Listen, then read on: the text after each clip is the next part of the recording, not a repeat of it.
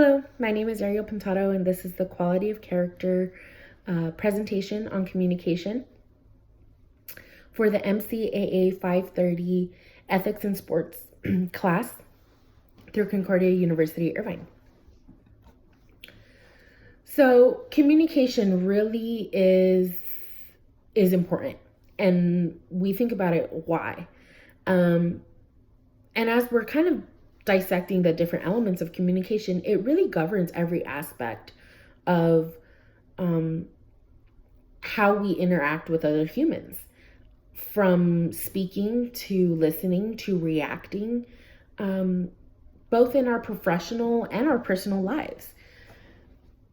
It really is a two-way street of how we interact from one person to the other. And so we look at the Oxford Dictionary, and it has a couple of different definitions, but one of the definitions that stood out to me was just taking apart it's the exchanging of information by speaking, writing, and using other mediums. And I really like that because in this day and age, communication really is a lot more than just face-to-face interactions. We're leaning toward more digital forms of communication and social media and things like that. So it's really just any type of interaction with other people. And so there's different forms of communicating, like I said. And so one of the key things is verbal and nonverbal. So that's just your speaking to one another and conveying messages and thoughts utilizing those words. But there's also nonverbal. And so that's kind of the more body language and emotional reactions to communication. And we think about how we open ourselves up in order to communicate, right? Body language is more apparent when we communicate with others, and being able to listen and reciprocate back to what it is that they are saying as well as what we're saying. We want to be sure that we're giving out a message, but we're also open enough to receive the message that they are giving us back so that we can continue that communication. And then we have informal and formal forms of communication. And that really governs the professionalism of communication.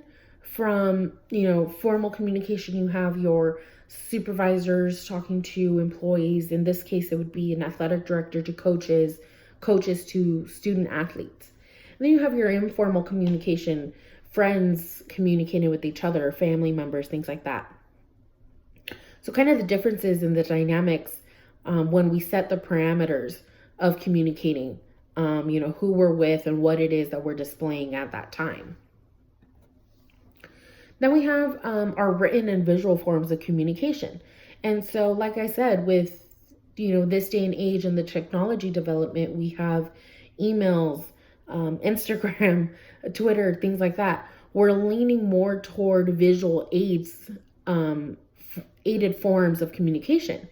And as the generations develop, we're noticing more that their influence and their crutch on visual forms of communication. They remember a lot more things that they see rather than things they hear.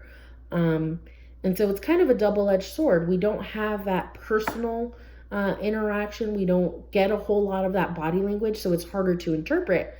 But they are more filled on what they see, and it's a quicker reaction based off of what they see and how they feel off of that.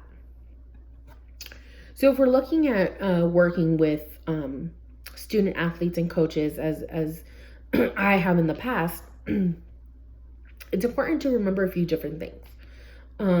When communicating, especially with high school aged athletes, it's important to be clear. Clear with your expectations, clear in what it is that you want from them, what you expect of them, but you want to be concise. High school age kids sometimes are not the best critical thinkers or the easiest to understand. So it's important to kind of help them and be understanding of where it is that they are coming from. And it's extremely important to be consistent. Repetition is key.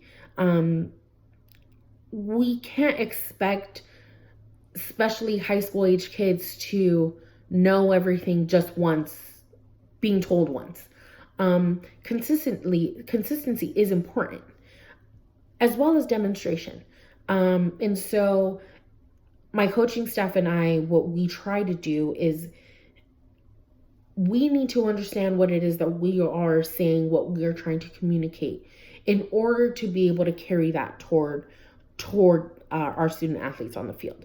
And so if we don't demonstrate and we're not consistent, then the student athletes aren't going to focus that much attention on what it is that we're trying to convey.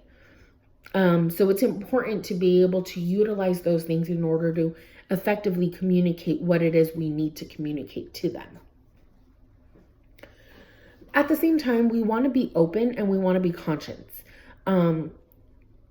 Not every person communicates the same.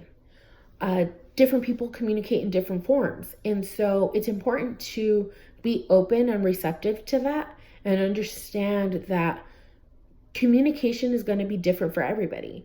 And once we understand where others are coming from, it'll be easier for us to be able to communicate our message to them. So it's a give and take relationship. We have to put in work in order to understand what is the best method to get that communication to them.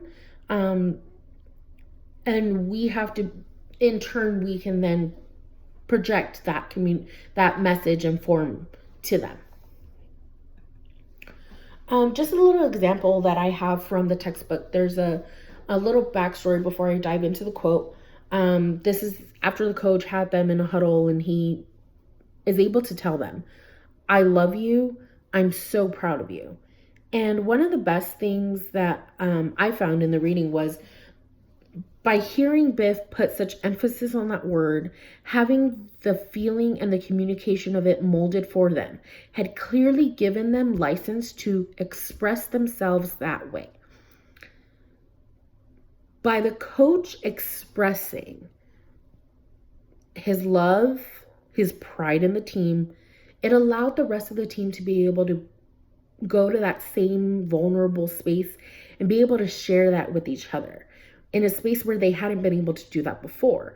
So see, the importance of demonstrating and communicating your feelings, even with your team, in that space, allowed them to be able to do that with each other, which I thought was really enjoyable.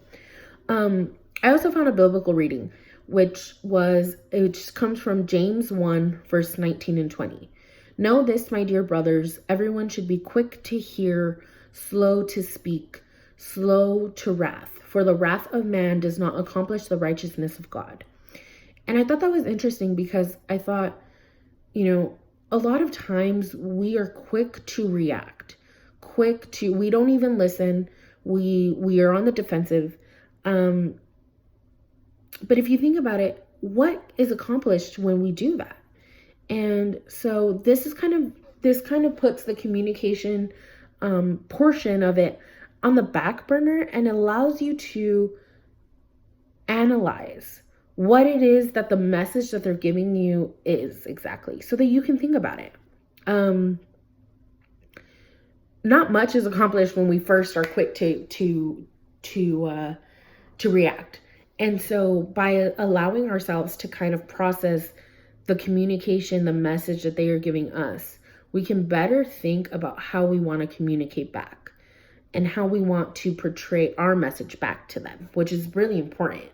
And I think coming from a coach's table where that's happened before, we've been really quick to react to each other.